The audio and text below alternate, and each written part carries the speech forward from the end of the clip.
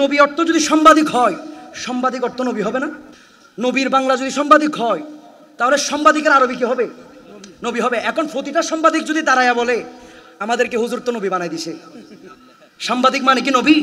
একজন আলেম গালের মধ্যে দাড়ি নিয়ে মাথার মধ্যে টুপি দিয়ে উনি বক্তব্য দিচ্ছে, কি জানেন কি বক্তব্য দিয়েছে? আমার নবীকে বলছে সাংবাদিক। নাউজুবিল্লাহ বলেন না। আমার নবীকে বলতেছে কি? সাংবাদিকদেরকে খুশি করার জন্য আমার নবীকে সাংবাদিক বানাই দিছে।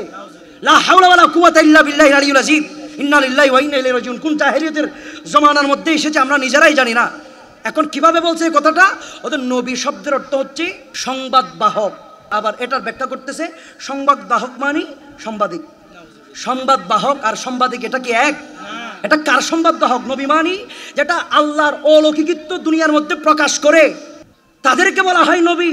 তারা আল্লাহর সংবাদকে প্রকাশ করেছেন আমাদের মাঝে, সেই জন্য তাদেরকে নবী বলা হয়। এখন আমার ওই হুজুর বলতেছে নবী সংবাদ বাহক, তার মানে নবী সাংবাদিক। মিডিয়াকে খুশি করতেছে, সাংবাদিককে খুশি করতেছে। আমার থেকে বড় আফসোস লাগতেছে ওদেরকে আলেম বলে কে? এখন আপনারা একটু উত্তর দিবেন। নবী অর্থ যদি সাংবাদিক হয়, সাংবাদিক অর্থ নবী হবে না? নবীর বাংলা যদি সাংবাদিক হয়, তাহলে সাংবাদিকের আরবি কি হবে?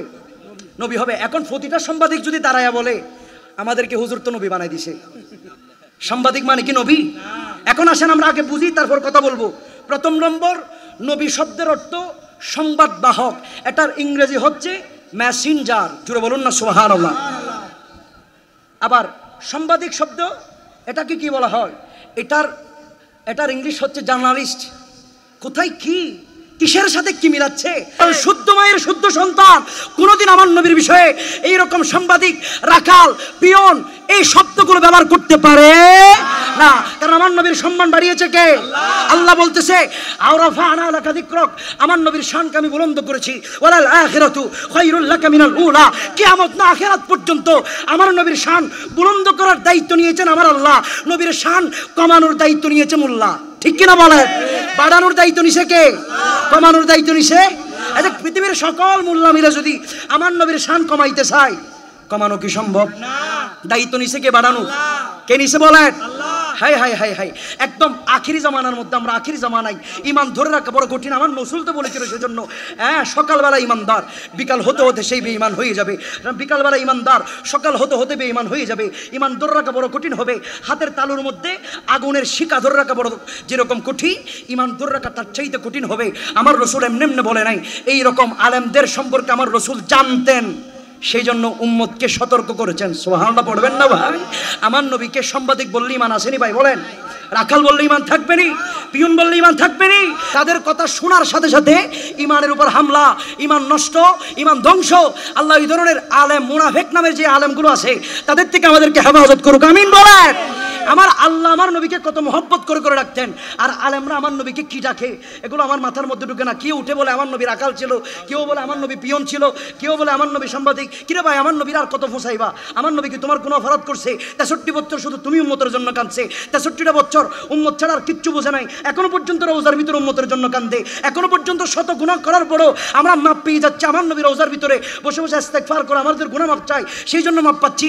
সেই নবীকে ছোট করার সময় লজ্জা নাই, হায়া নাই। বেহায়ার মতো আমার নবীর বিষয়ে কথাগুলো বলে ফেলে। আমার বড় অবাক লাগে, বড় তাজ্জুব লাগে, বড় কষ্ট লাগে। আমার আল্লাহ কোরআনের মধ্যে বলতেছেন ইয়া আইয়ুহাল্লাযীনা আমানু, ঈমানদারদেরকে বলতেছে, ঈমানদারদেরকে বলতেছে, ঈমানদারদেরকে, কাফেরদেরকে নয়, বেঈমানদেরকে নয়, মুনাফিকদেরকে নয়। ডবল ফেস যারা এদিকে এক কথা ওইদিকে আর কথা, এখানে এক ওইখানে দুই, এই রকম হয়ে যায়, তাদেরকে নয়। ঈমানদারদেরকে ইন্ডিকেট করে বলছে আমার আল্লাহ নিজেই শেখাই দিচ্ছে ইয়া আইয়ুহাল্লাযীনা আমানু, আমানু হে ঈমান ওয়ালো, লা তাকুলু রাইনা, তোমরা আমার নবীকে রাখাল বলো না। রাখাল তো কাফেররা বলতো, কাফেররা আমার নবীকে রাখাল বলেছে। সাথে সাথে কোরআনের আয়াত নাজিল করেছে, আমার আল্লাহ নাজিল করে বলতেছে ঈমানদার তোমরা আমার নবীকে রাখাল বলিও না। ওগো আল্লাহ কি বলবো? লা তাকুলু রাইনা ওয়া কুলু উনজুরনা ওয়াসমাউ। আমার আল্লাহ কয় তোমরা বলো হে নবী আমাদের দিকে দয়ার নজর দান করুন। জোরে বলুন না সুবহানাল্লাহ। শিখাই দিচ্ছে কে? আল্লাহ। আমার নবীকে তখন কাফেররা রাখাল বলেছে, এখনের মুনাফিকরা রাখাল বলতেছে। তখনের কাফেররা নবীকে বিভিন্ন রকম ছোট করার চেষ্টা করতো। এখনের মুনাফিকরা মুসলমানের ভেষ নিয়ে আবু জাহিলের বংশধর হয়ে আমার নবীকে ছোট করার চেষ্টা করে। কথা বলুন ঠিক কিনা?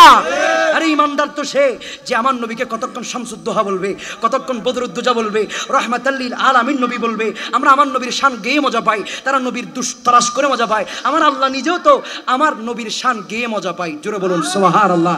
কোরআন শরীফের মধ্যে থাকান না আপনি, আমার আল্লাহ কত মধুর ভাষা দিয়ে আমার নবীকে ডাকতেন। কতক্ষণ মুজাম্মিল, কতক্ষণ মুদ্দাসির, কতক্ষণ তহা, কতক্ষণ ইয়াসি। আমার নবীকে যতবার ডাক দিয়েছেন, ইয়া মুহাম্মদ পর্যন্ত বলে নাই, নাম ধরে রাখে নাই। আমার নবীকে মহব্বত করে করে ইয়াসি, তহা, এই মধুর ভাষা দিয়ে আদর করে করে আমার নবীকে আমার আল্লাহ সম্মান দিতেন। জোরে বলুন না সুবহানাল্লাহ। আরে মুজাম্মিল, ইয়াসিন, মুদাসসির, তহা, কত মধুর মধুর লকব দিয়ে ডেকেছেন খোদা। সুবহানাল্লাহ।